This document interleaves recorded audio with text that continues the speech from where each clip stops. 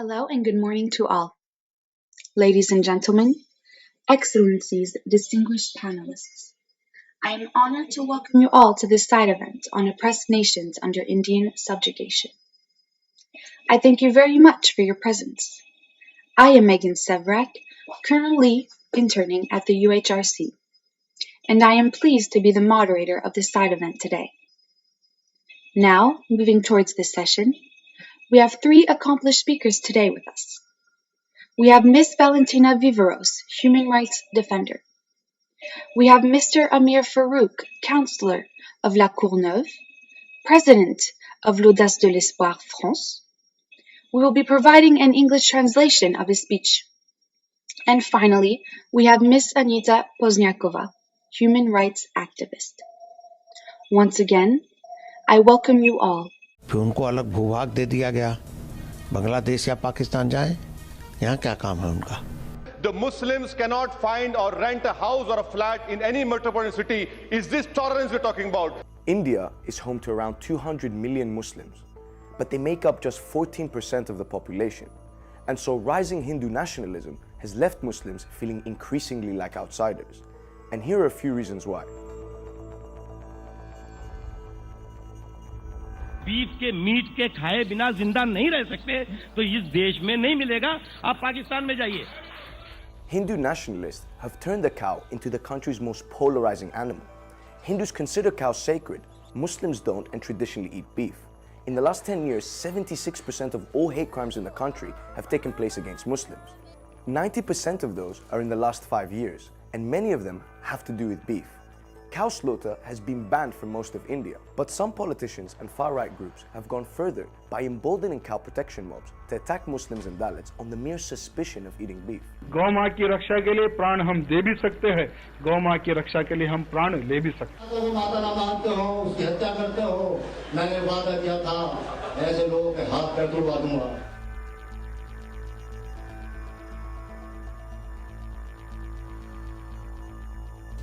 Lured, converted and packed off to Syria. क्या मुसलमान जानबूझकर अपनी आबादी बढ़ा रहे हैं? भारत को 2027 तक इस्लामिक देश बनाने की क्या ये मुसलमानों की चाल है? This country has to ensure that the present population ratio is maintained and it doesn't get distorted by things like love jihad. Love jihad is a term that's been increasingly peddled by Indian leaders and media. It alleges that Muslim men lure Hindu women into marriage so they can convert them to Islam as part of a Muslim holy war against Hindus. The term's been around since 2009 after 18-year-old Silja Raj eloped with her Muslim boyfriend. Her father claimed she was brainwashed and seduced. The Karnataka High Court found these allegations baseless. But in recent years, interfaith marriages have been met with scrutiny. The Hindu right has used false information to promote this narrative. इस देश के लिए दुर्भाग्य है love जिहाद के नाम पर इस भारतवर्ष का इस्लामीकरण करने का एक सोचा समझा षड्यंत्र है Far-right groups have even published hit lists of Muslims that have married Hindus, and love jihad allegations have led to attacks. हम उसे कोई गिफ्ट देते थे तो वह गिफ्ट किस रूप में होता था या तो आगरा का ताज महल होता था या फिर कोई ऐसी मीनार होती थी जिसके साथ यहाँ की संस्कृति कोई मेल नहीं खाती है Islam first came to India in the 7th century and has a long rich history including some of the country's most popular archaeological sites. But is that history now being undermined?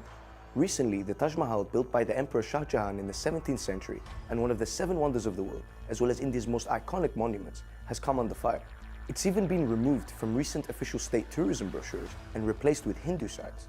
Foreign dignitaries visiting India who used to receive gift replicas of the Taj Mahal now receive Hindu holy books. But that's not all. First, Rajasthan and Uttar Pradesh and now Mughal history has disappeared from Maharashtra state board textbooks. And there's also name changes. The city of Allahabad has been changed to Prayagraj, and an iconic railway station named Mughal Sarai was renamed after BJP icon Deen Dayal Upadhyaya.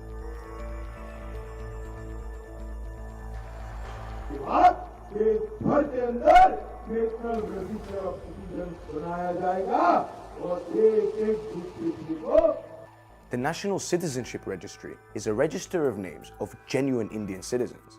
The register was used in the state of Assam to identify illegal Bangladeshi immigrants in 2018. 4 million people, almost all Muslim, couldn't prove they were living in India before 1971 and were stripped of their citizenship. But recently, the president of the ruling BJP party said he wished to extend it to all of India. We will ensure implementation of NRC in the entire country. We will remove every single infiltrator from the country except Buddha, Hindus, and Sikhs. I will now give the floor to our first speaker, Ms. Valentina Viveros. The first 3 months of lockdown cost the economy over $2.4 billion, for which no redress was provided. Losses nearly doubled since the government imposed further restrictions to contain the spread of COVID-19 in March 2020. Moreover, access to crucial information, communication, and education was also hindered substantially, making the response to the COVID-19 pandemic extremely difficult. Besides, Dalits, the untouchables, Sikhs, and Christians were also targeted. The term Dalit means oppressed, broken, or crushed, to the extent of losing original identity. Dalits, or untouchable, are the poorest and most discriminated members of Indian society. In a caste system that still survives, people who are born Dalit die with that condition. They live in conditions of extreme poverty and suffer great economic inequality and social discrimination. There are currently some 166.6 million Dalits in India. Marginal farmers and landless laborers compose the majority of Dalits, and around 80% of them live in rural areas. Economic exploitation remains their most acute problem. According to 2019 government data, crimes against Dalits increased by 7%, and Dalit women have been particularly badly affected in recent times. They are discriminated against not only because of their sex, but also because of religious, social, and cultural structures, which have given them the lowest position in the social hierarchy. The stigma of untouchability exposes them to an even higher risk of abuse and exploitation. For instance, while sexual violence is a problem faced by women across India, encouraged in part by the frequent failure of the judicial system to secure justice for its victims, the situation is especially challenging for Dalit girls and women due to the added discrimination they face. The International Dalit Solidarity Network reports that less than 2% of rape cases against Dalit women result in convictions, compared to around 25% against women in India generally. No change has been made in attitudes of society towards these women, and they continue to be oppressed, marginalized, violated, and forgotten. What is even more concerning is that although new cases of torture in police custody and extrajudicial killings continue to emerge in conjunction with these human rights abuses, lack of accountability for police abuses and failure to enforce police reforms still happens. For the first 10 months until October, the National Human Rights Commission reported 77 deaths in police custody, 1,338 deaths in judicial custody, and 62 alleged extrajudicial killings.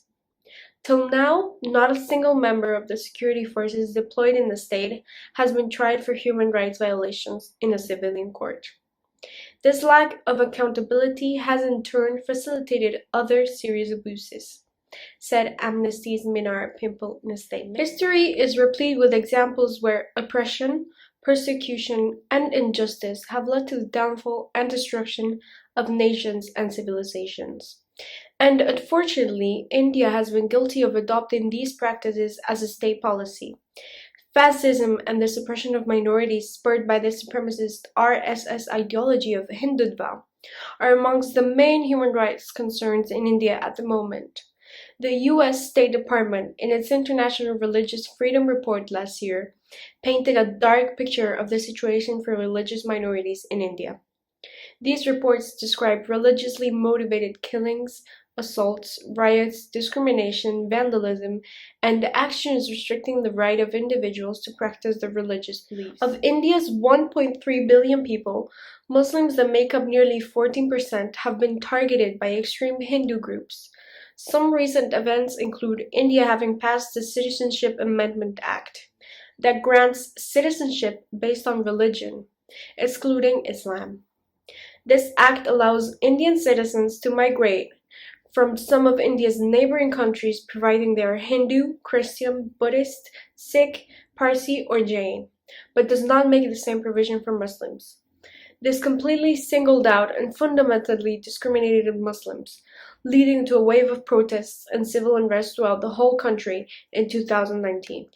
In addition, Human Rights Watch called on the 2020 event whereby hundreds of people remained detained without charge in Jammu and Kashmir under the Draconian Public Safety Act, which permits detention without trial for up to 2 years. This adds upon events ranging from mass killings, rape, torture, and depression of freedom of speech that have been reported and remain a big ongoing human rights abuse issue in the area. In June, the government announced a new media policy in Jammu and Kashmir that empowers the authorities to decide what is fake news, plagiarism, and unethical or anti-national activities, and to take punitive action against media outlets, journalists, and editors. The policy contains vague and overboard provisions that are open to abuse and could unnecessarily restrict and penalize legally protected speech. The government also clamped down on critics, journalists, and human rights activists. Restrictions on access to communication networks since August 2019 have also adversely affected livelihoods in Kashmir, especially during the pandemic situation and even after the Supreme Court said in January 2020 that access to the internet was a fundamental right. Authorities only permitted slow-speed 2G mobile internet services.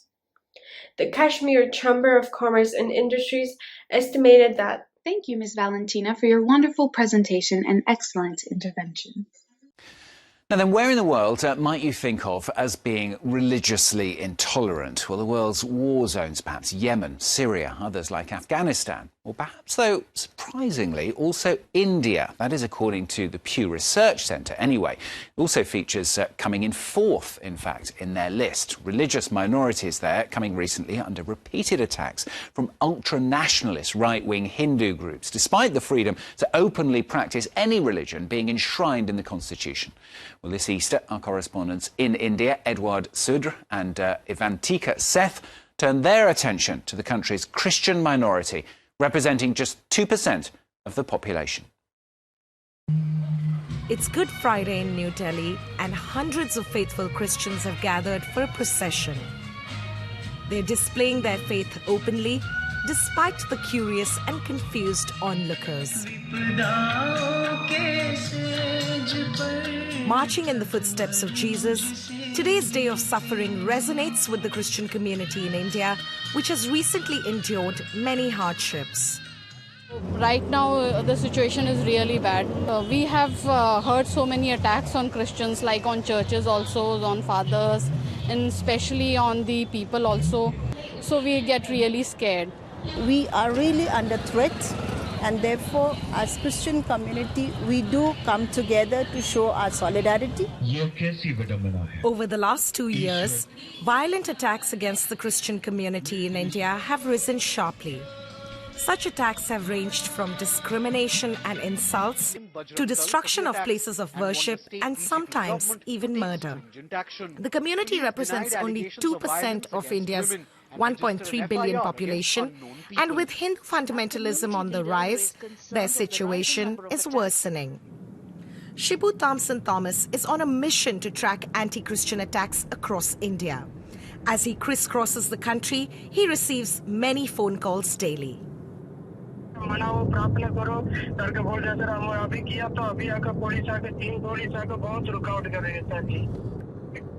The police has come and stopped the worship service. He's literally crying. Hello? His NGO Persecution Relief has found that between 2016 and 2017, attacks against Christians have doubled. I've been doing it for 2.5 years and I've recorded more than 1,200 cases across India.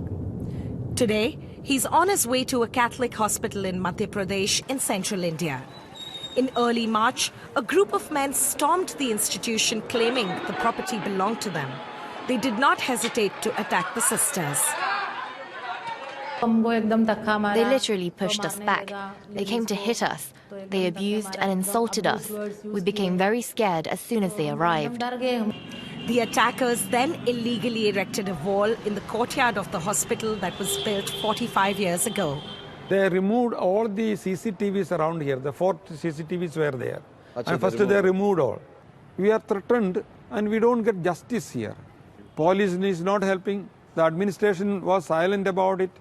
We went to we knocked at different doors of this administration, collector, commissioner, but we did not get the timely help. Prime Minister Modi's Bharatiya Janata Party reigns supreme in Madhya Pradesh, where it has been in power for the last 12 years. Here, the ideology of the Hindu right wing is deeply rooted, and many now see the Christian minority as a threat. I think there are more churches than temples today. In very poor neighborhoods, these Christians lure people and convert them. I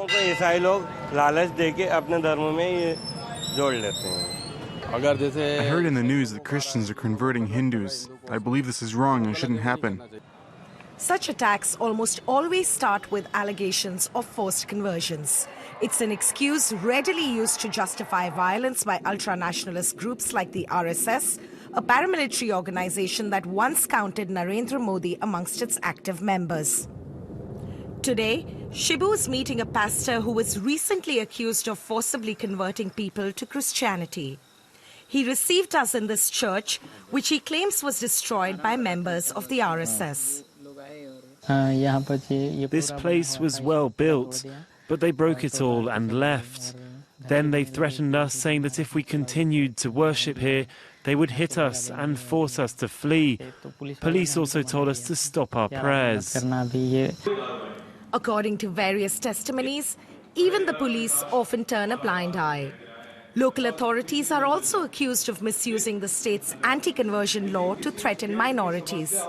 This law is basically used to harass and intimidate people of the Christian community.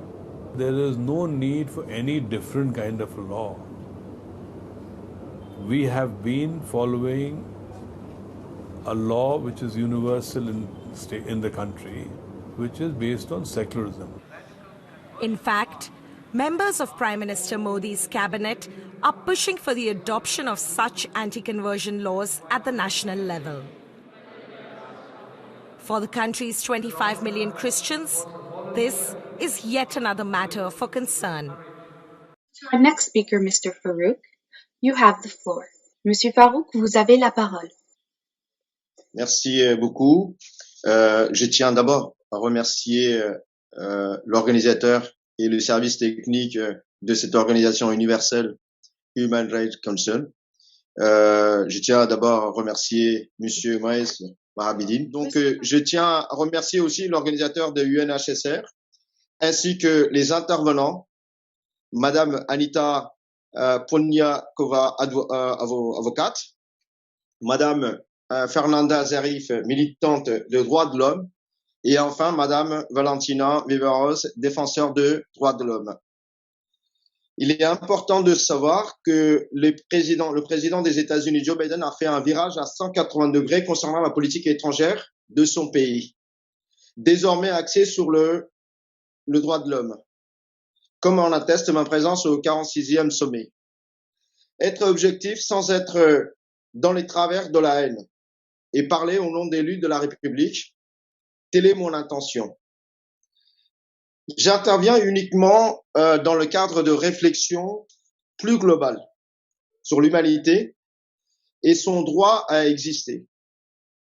Je me permets de relater une histoire tragique, malheureusement devenue la routine, qui résume le comportement vécu en Inde. Il est important de rester lucide sans être partisan, si l'on veut arriver à une situation optimale. L'histoire, M. Mohamed Akhlaq, pas loin de New Delhi, a été capturé par des militants fascistes hindoutois, accusés de posséder de la viande de vache, puis assassinés sauvagement. L'ironie de l'histoire étant que la viande qu'il avait dans son frigo était de la viande de mouton. Nous respectons la croyance des frères hindous qui vénèrent en Dieu les vaches. Pour autant, au moment où les militants fondamentalistes hindoutois vont jusqu'à la violence, voire l'assassinat au nom de la religion, que paradoxalement, aujourd'hui, l'Inde est devenue deuxième exportateur de viande de vache au monde. Nous sommes en droit de poser la question, comment expliquer cela? Lorsqu'on n'a même plus droit de choisir sa nourriture, ses habits, son mode de vie, où est le droit d'existence? L'Inde est connue pour sa richesse culturelle, ses langues et sa tradition de tolérance, ses variétés de gastronomie, et le tout dans l'harmonie totale que les fondateurs de ce pays, laïques, séculaires, ont voulu laisser en héritage. Chacun en Inde a fait des sacrifices pour l'indépendance de ce grand pays. Par conséquent, pourquoi ne pas partager équitablement les bénéfices et la joie? On ne peut pas exclure une minorité sous prétexte économique, religieuse ou tout simplement électorale.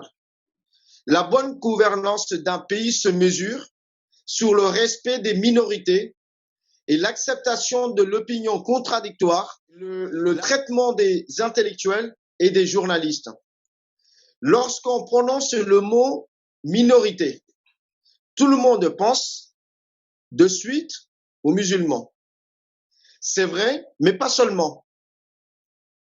On peut parler des intouchables, communément dit Dalits, des chrétiens, des sikhs et des différents petits peuples autochtones qui, au total, représentent des milliers d'individus.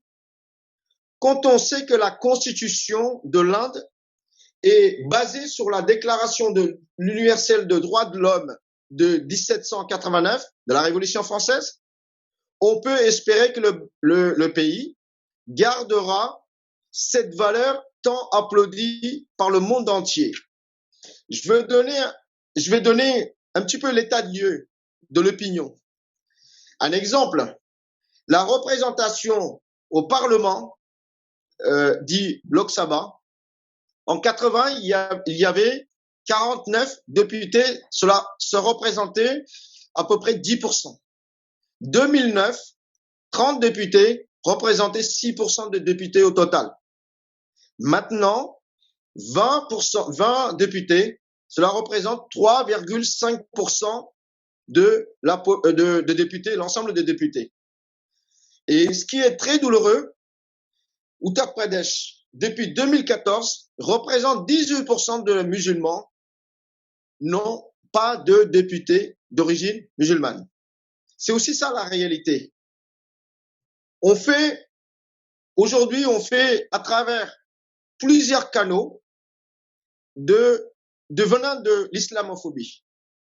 Ça peut être l'out jihad, ça peut être triple talak, ça peut être des viandes de vache, et même dans des décisions judiciaires, on fait comprendre à la minorité que nous faisons ce qu'on veut, vous devez subir ou partir.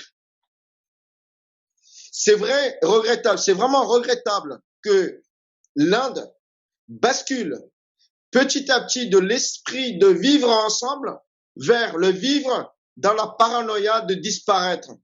À moins, je suppose et j'espère que je me trompe.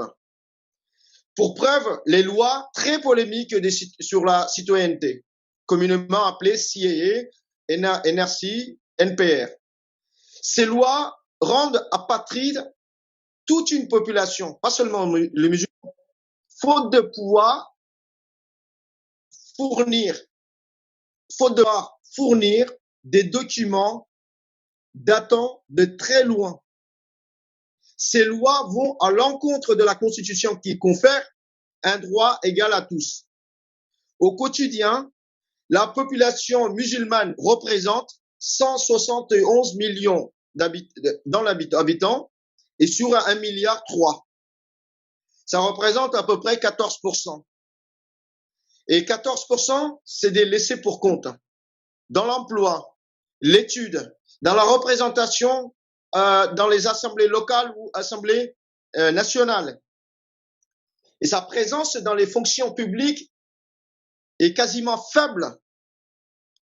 Et les autres minorités, Dalits, chrétiens, les Sikhs, les autochtones, sont dans la même situation.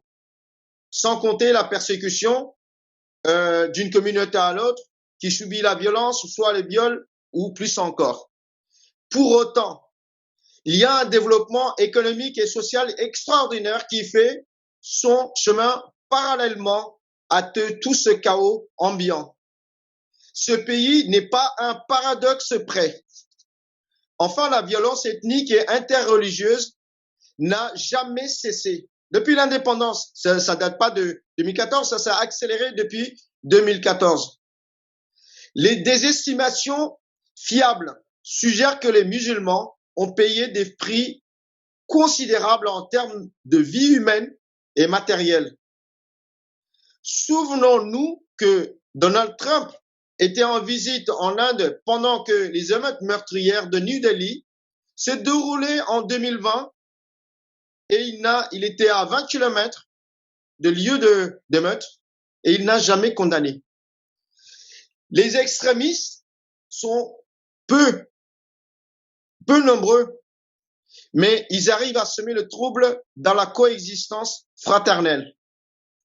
On ne peut pas brosser le tableau tout noir de l'Inde. Il y a aussi des choses bien.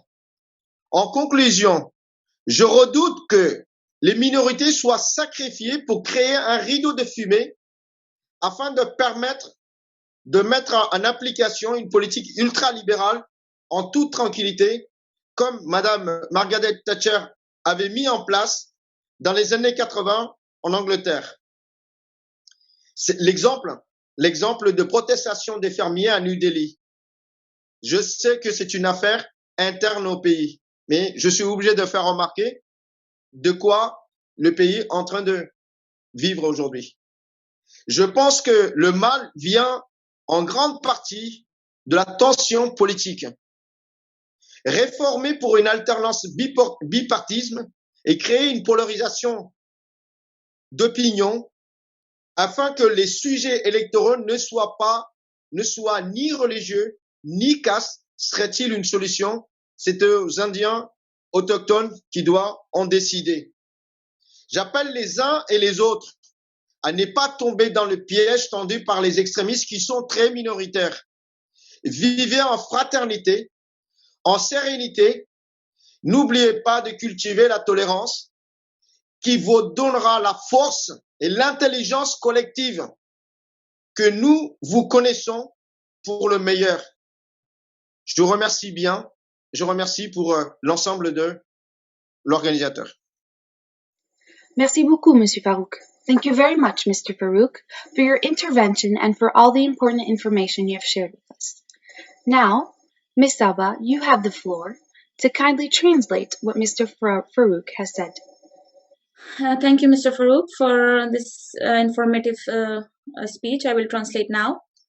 There's a tragic story that has unfortunately become routine, which summarizes the current behavior experienced in India. Mr. Muhammad Akhlaq, not far from New Delhi, was captured by Hindu fascist militants, accused of possessing cow meat, and then they brutally murdered him. The irony of the story is that the meat he had in fridge was mutton.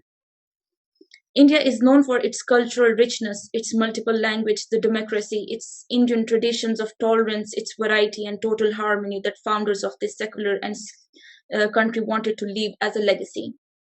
Everyone in India has made sacrifices for the independence of this great country. The good governance of a country is measured by respect for minorities, acceptance of contradictory opinion, and treatment of intellectuals and journalists. When the word minority is pronounced, everyone immediately thinks of Muslims. The Constitution of India is based on Universal Declaration of Human Rights of 1789. We can hope that the country will keep the value applauded in the eyes of the whole world.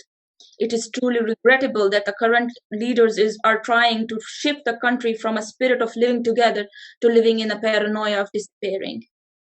As a proof, the very controversial citizenship laws commonly called CAA, NRC, and NPR, these laws can render an entire population stateless because of lack of document dating back a very long time. These laws go against the constitution, which confer an equal rights to all. On daily basis, the Muslim population, which represent 200 million minorities, will be sacrificed to create a smokescreen to allow the country to be sold off the private sector, to implement an ultra-liberal policy in peace.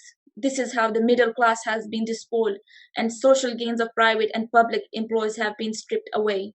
In the case of the farmers' protest in New Delhi, Mr. Farooq believes that much of this evil comes from political tension. Would reforming for alternation and creating a polarization of opinion so that electoral subjects are neither religious nor caste be a solution? I call on all of you not to fall into the trap set by extremists. Live in brotherhood, in serenity, and do not forget to cultivate the tolerance that will give you the strength and collective intelligence that we know you have for the better. Thank you. Thank you, Saba, for your translation. RSS और कुछ एजेंसियां भारत की ये मिलजुल के पाकिस्तान से हिंदुओं को बुलाते हैं और पाकिस्तान के खिलाफ काम करने का बोलते हैं. The death of 11 members of a family of Pakistan Hindu migrants in Rajasthan's Jodhpur district has triggered massive uproar. The bodies of the 11 family members, including 5 children and 4 women, were recovered from a farm at a village over 100 kilometers away from Jodhpur city. Islamabad में वजारत खारजा के बाहर all Pakistan Hindu panchayat की जानिब से धरना दिया गया है. धरना अगस्त में 11 हिंदू पाकिस्तानी मुहाजिरों के भारतीय शहर जोधपुर में कत्ल के खिलाफ दिया गया है.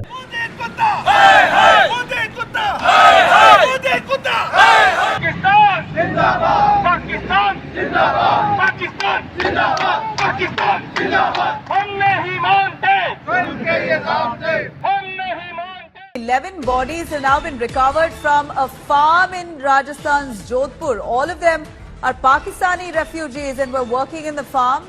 Investigation is currently underway. Mass murder of 11 people has been suspected. मेरा नाम सुधीर है. हम सिंध हिंदू कम्युनिटी में से हैं और हम पाकिस्तान में रहने वाले हैं. और मेरा नाना था बुड्ढो राम, अंतरी देवी मेरी नानी थी, रवि मेरा मामू था. वो पाकिस्तान में अच्छे खासे रह रहे थे. वो अपनी ड्यूटियां करते थे, सरकारी जॉब. उनको धोखे के साथ इंडिया में भारत में मंगवाया गया और उनको कुछ एजेंसियों ने मिलजुल के काम करने का बोला पाकिस्तान के बारे में, लेकिन उन्होंने नहीं माना. लक्ष्मी ने इनकार किया, बोला कि भाई हम पाकिस्तान में रह के आए हैं, पाकिस्तान का नमक खा के आए हैं. पाकिस्तान में जो भी हिंदू कम्युनिटी रहती है, सिख हुए या हिंदू हुए या कोली हुए, XYZ जो भी हैं, हम बहुत इज़्ज़त के साथ पाकिस्तान में रह रहे हैं. और जो हमारे मुसलमान भाई है वो बल्कि हिंदू सुन के हमारी और भी इज़्ज़त ज़्यादा करते हैं. जो मालूमात हम उनसे मांगना चाहते थे और मांगते हैं वो हमें उस तफसील में न बताते हैं और लगता ऐसे है कोई राजदारी है, कोई पर्दापोशी है और वो हक़ाइक़ को सही ज़ाहिर नहीं करना चाहते, क्योंकि शायद जब हक़ाइक़ ज़ाहिर होते हैं तो वो बेनकाब होते हैं. वो तो वहाँ सुख पाने के लिए आए थे, उससे तो यही कहा था तो वहाँ सुख देंगे और अच्छी खासी ज़िंदगी गुजारेंगे. ये जिंदगी गुजारी है, मौत दे दी उनको. 11 अफराद साथ में मारे गए, उसमें बच्चे थी, बेटियां थी. अगर एक हमारे पाकिस्तान में बंदा अपनी मौत मरता है उसका भी मुकदमा होता है और आपकी भारत में 11 अफराद चले जाते हैं उसका भी कोई हक नहीं होता है. मोदी साहब आज हम आपसे इंसाफ मांगने के लिए आए, उसका अंतिम संस्कार नहीं हुआ और उनका हमारे नेट व्हाट्सएप चल रहा था, उनका मुंह भी हमारे को चेहरा भी नहीं दिखाया। पता नहीं उसको कत्ल कर दिया गया, पता नहीं किसी चीज के साथ काटा, पता नहीं उनको किस तरीके की मौत दी है। ये कौन सा कानून है भाई? हम पाकिस्तान में बहुत सेफ है। हम मोदी सरकार से ये अपील करते हैं कि जो तेरे ही एजेंसियों के काम करते हैं उनको सुकून की जिंदगी मिलती है, उनको अच्छी रिहाइश मिलती है। जो तेरे एजेंसियों में काम नहीं करते उनके साथ बेदर्दी के साथ मौत दी जाती है। ये कौन सा कानून है यार मोदी साहब तेरा? The South Asia State of Minority Report 2020 says that India has become a dangerous and violent space for Muslim minorities. I'm not saying it. The South Asia State of Minority Report is. So before you jump the gun and call me a Muslim appeaser or accuse me of inciting unrest among Muslims, here are a few hard facts that you should know about the report. The report points out that hate crimes against minorities in the form of mob lynching and vigilante violence against Muslims, Christians and Dalits in particular have seen a spike in the last few years. Not just this report, but there's an additional report by United States Commission on International Religious Freedom, which is USCIRF, in its 2020 report also called India a country of particular concern, CPC, which means a country where government engages in or tolerates particularly severe violation of religious freedom. So let's also take a look at a few other incidents that have been pointed out internationally in the last few years to suggest that India is becoming intolerant. In 2019, 24-year-old Tabriz Ansari was allegedly tied to a pole and thrashed with sticks by a mob in Jharkhand on suspicion of theft. In a video of the incident, he was forced to chant Jai Shri Ram and Jai Hanuman. He succumbed to his injuries just the next day. 2 days after the attack on Ansari, a 26-year-old Muslim teacher was thrown out of a moving train in West Bengal. His name was Hafiz Muhammad Haldar. He was pushed out of the train while the mob chanted Jai Shri Ram. On June 27 last year, a Muslim cab driver, Faisal Usman, was beaten up by a group of men at night in Mumbai. The men once again asked him to chant Jai Shri Ram. This year, the hate crime took the path of pandemic after Tablighi Jamaat was identified as a coronavirus cluster. After that, several false reports of Muslim men deliberately infecting others were circulated in large number. The Minority Report further says that the BJP strengthened and expanded a series of discriminatory laws and measures that target religious minorities. These include anti-conversion laws, laws that are meant for protection of cow, among others. Now, in December of 2019, an amendment was made to the Citizenship Act of India, and the amendment was passed, which opened the gateway for illegal immigrants from neighboring countries, specifically leaving out only Muslims. The government also announced plans to create a National Register of Citizen, or NRC, for the whole country. But the problem, of course, was not the NRC. The problem was the chronology. आप chronology समझ लीजिए, पहले CA भी आने जा रहा है, CA भी आने के बाद एनआरसी आएगा, और एनआरसी सिर्फ बंगाल के लिए नहीं आएगा, पूरे देश के लिए आएगा। घुसपैठिया देश की समस्या है। बंगाल चूंकि बॉर्डर स्टेट है तो बंगाल के लिए ज्यादा एक्यूट समस्या है, परंतु पूरे देश की समस्या है। तो पहले सीए भी आएगा, सारे शरणार्थियों को नागरिकता दिया जाएगा, तो स्वाभाविक रूप से एनआरसी से उनको भय रखने की जरूरत नहीं। Now, the assurance, therefore, was that all those who would be excluded from the NRC could make use of the provisions of CAA, or Citizenship Amendment Act 2019, for reclaiming Indian citizenship, leaving out only Muslims. Now, in Assam, the publication of the draft National Register of Citizen, or the NRC, in July 2018 to weed out foreigners left over 1.9 million people facing the possibility of mass statelessness. Muslims were feared to be the principal victims of the Assam Nrc. Angry protesters, including students who led the anti-CAA NRC protest in Delhi, were met with brute force by authorities. In Assam, the first state to witness the anti-CAA protest, at least 5 people were killed in police firing. In Karnataka, 2 protesters were shot dead by the police. On 15th of December 2019, police forces in the state of UP and in Delhi stormed the campuses of Aligarh Muslim University and Jamia Millia Islamia University in Delhi, the country's 2 premier Muslim institutes or universities. After attacking students with baton, tear gas shells and live bullets, resulting in scores of injuries at both universities, the police detained hundreds of protesters, mainly students. In February 2020, BJP leader Kapil Mishra told the Delhi police to physically vacate an anti-CAA protest site or face consequences. Soon riots broke out in Northeast District of Delhi. Many other leaders were also heard inciting the people. Several media reports pointed out and revealed the active complicity of Delhi police. The violence resulted in at least 53 deaths, including that of 34 Muslims. However, no action was taken.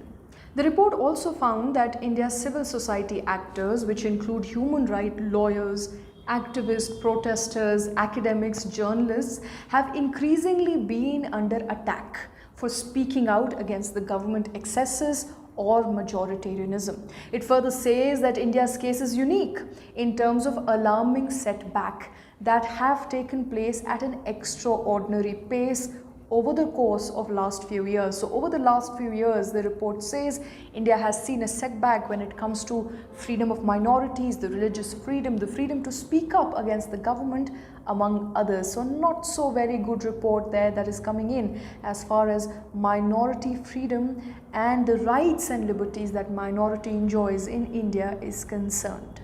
And now I would like to present our final speaker, Miss Anita Posniakova. You may have the floor. Thank you, Megan.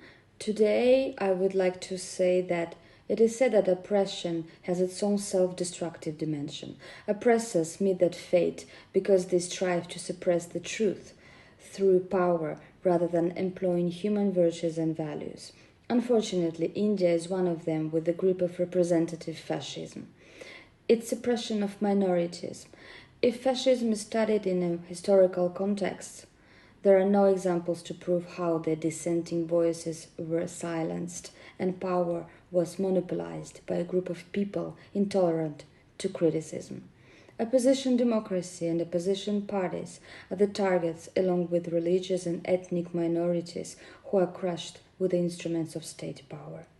University campus, public places and private homes are bearing with the brunt of outbursts of violence. Institutions of justice and the 4th pillar of democracy, the media, have also failed them. The blame lies with the British, Hindus and Muslims. The British used the strategy of divide and rule to provoke hostility between Hindus and Muslims. The divide and rule policy has eventually resulted in the death of millions of people as well as the destruction of key economic assets. The British realized that India was a land of social-cultural diversity and it was imperative to incite Hindus against Muslims. Hindus and Muslims view each other with suspicion and feel discomfort in coexisting, as they didn't do for years before the advent of the British. Hindus do not feel safe and secure in Bangladesh, so they migrate to India. The legacy of British colonialism continues implanting divide and rule policies against ethnic and religious minorities in post-colonial India today. It is not only that the internet was suspended in some areas of the capital city and excessive force was used to demonstrations by farmers in the month-long farmers' agitation, but that the media is being silenced by the thugs of Hindu nationalist duo of BJP. First of all, the success of Modi regime to inundate police, bureaucracy and judiciary with its followers, who instead of enforcing the rule of law and justice system, cover up the crimes of Hindu fanatics against minorities. In educational institutions and the media also, the BJP had managed to create an environment of fear and terror. The higher and lower judiciary in India has been neutralized to a large extent, which is reflected in its failure to process cases of intimidation and violence against religious minorities and gave it a verdict against them. The environment of suffocation is so deep in India that artists, musicians, singers, and film stars are unable to perform according to their conscience. Secondly, the Modi regime is not reluctant to implement its agenda to transform India as a Hindu state and erase secularism from the Indian constitution. Modi will ensure that no opposition is left and those from the civil society and media challenging the fascist steps of his regime are silenced. Third, if the people of India want to save themselves from fascism, they should speak and stand up for the world's largest democracy.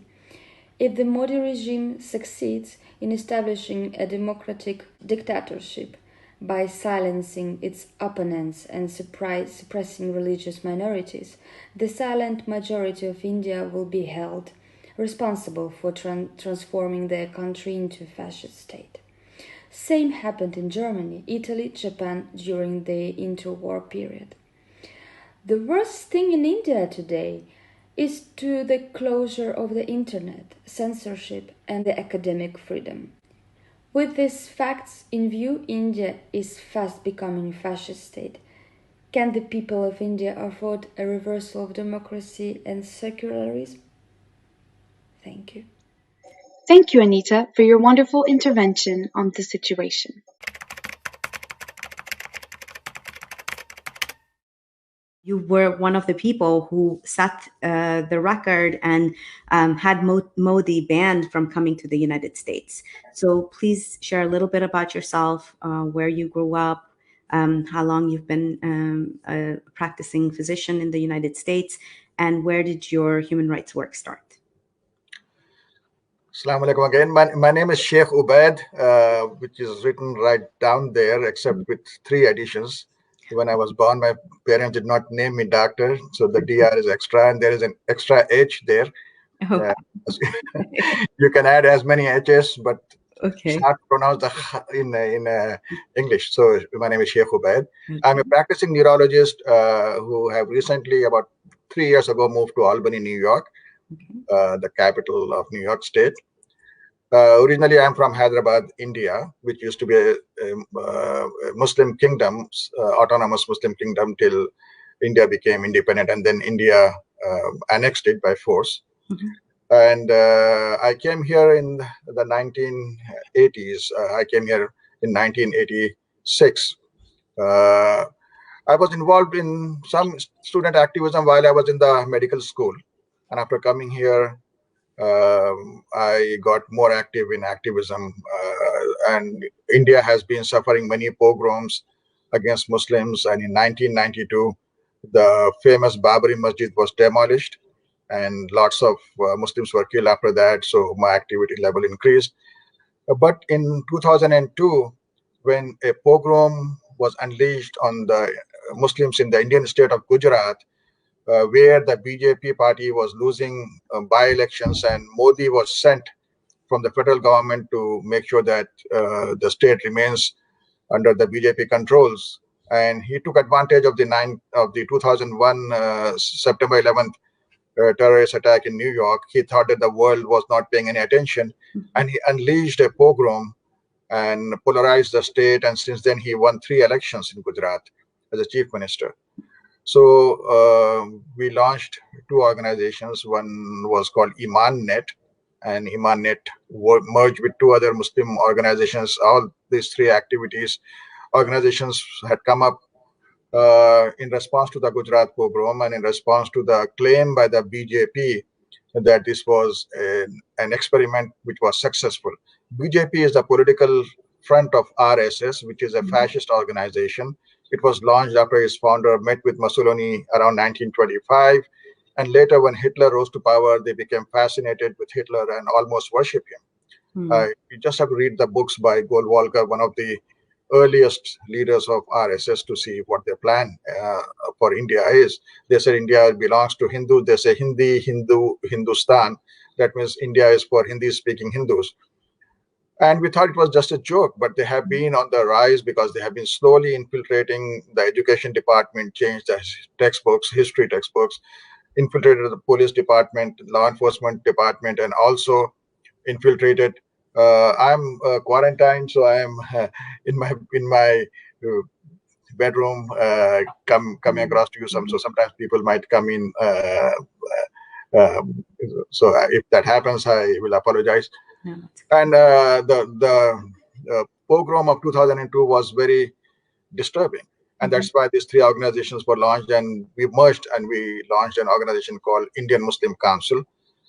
And we knew what we were up against because thanks to the work and name of Gandhi and the work and name of Nehru, the first Prime Minister, India had enjoyed a very good reputation in the West.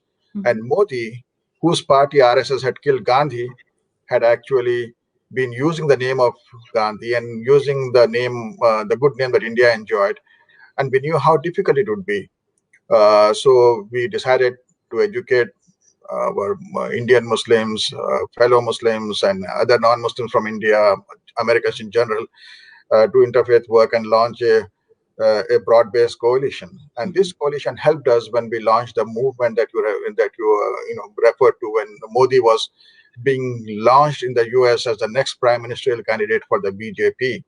So he was coming here, he was going to inaugurate a department, the university in California. He was staying at Waldorf Astoria, he was meeting with the businessmen. And we said, there's something going on here. This guy who just killed 2,000 Muslims and raped 500 women is now going to be the next leader who will be running in the elections for the prime minister. So we launched a movement and his visa was banned. The first person in American history under the new law, which bans anyone who was involved in egregious violations of human rights. So Modi was that first person. He can now come to the United States because he is the prime minister. He is the head of the government. So for 10 years, we were able to, stop that launch that had happened. But eventually, because of the hard work that the RSS had done, Modi was able to win the elections. Ladies and gentlemen, we have reached the end of this very interesting and informative session.